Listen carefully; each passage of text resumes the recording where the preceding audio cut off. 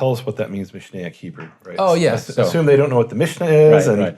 What is Mishnaic Hebrew and how does it differ from Biblical Hebrew? Was it a living language or was this an artificial scholarly language in the time of Mishnaic Hebrew? Right. So Mishnaic Hebrew would, in the way I'm using it, go back to the kind of Tannaitic period, which we're talking about, the first 2 centuries of the Common Era. It's the language of what would become the Mishnah, kind of a very foundational document in Judaism.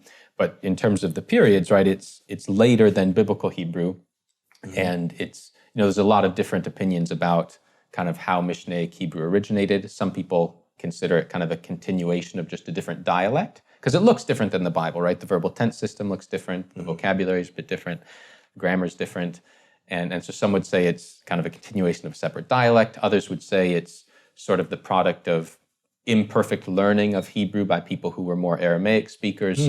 Others would say it's kind of a continuing development of Hebrew past, kind of the later stages of Biblical Hebrew. I mean, there's a bunch of different theories around for what it is, but I think in one way or another, Mishnaic Hebrew, even though it is literature and kind of a literary language and how it's appeared in the Mishnah, I think it flows more out of kind of the spoken language at the time of kind of the first couple centuries of the Common Era than Biblical Hebrew would. So that's kind of why if I see something that's present in Mishnaic Hebrew but not in Biblical Hebrew, I might be more prone to think it reflects something of the spoken language. So let me see if I understood. Or what's your position on it? I guess that's the better question. I mean, in other words, you're saying one possibility is in the time of Jeremiah, there were people who spoke in earlier form, Proto-Mishnaic Hebrew. And the second possibility is no, it was a development out of Biblical Hebrew. You go several centuries and you end up with Mishnaic Hebrew. Is that kind of what you're saying? So, yeah, I mean, personally, I would take a very diplomatic view that would say there's some element of all 3 of those theories, right? There are some who very much more strongly say it's just a continuation of a different dialect that existed, as early as Jeremiah. I think that's going too far because I think, I don't know if there's a lot of evidence for that. But we do know that there's a lot of Hebrew that continued that we don't have recorded in the Bible, obviously, because the Bible's a very limited corpus. So it's continuation of some dialect of Hebrew that's to some degree or another related to Biblical Hebrew, but not necessarily the same thing. But also just development of language change. Obviously, Aramaic contact, people coming back from exile, and a whole bunch of Greek too. Yeah, and then Greek, plenty of Greek loanwords in there and all of that. So I think it's a combination of several factors. It is a continuation of the diachronic development of Hebrew.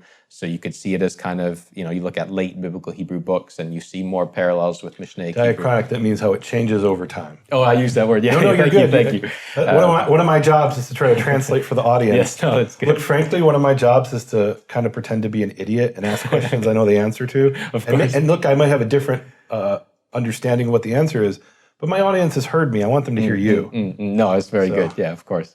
So so I think natural development of Hebrew over time, because late Biblical Hebrew does seem similar to Mishnaic Hebrew in some ways, but also contact with Aramaic and all of that. So I would say elements of all of that come into play with. Okay. I mean, it's something that's going to be, further debated and further refined and all of that. I think Nili Tzamet is working on commentary on Kohelet, Ecclesiastes, where she'll deal with some of these issues. So, yeah. So she's going to tie that, you think, somehow to, we haven't read her commentary yet, but presumably she's going to tie it to something in Proto-Mishnaic Hebrew or something like that? Well, she was here actually, was it earlier this year or last year, and she gave a talk about some of the lexical kind of different, vocabulary items that she was mapping out in terms of the history of Hebrew and how it relates to things. And so it seemed quite interesting. So I think she might have some good advances in this discussion too to look out for.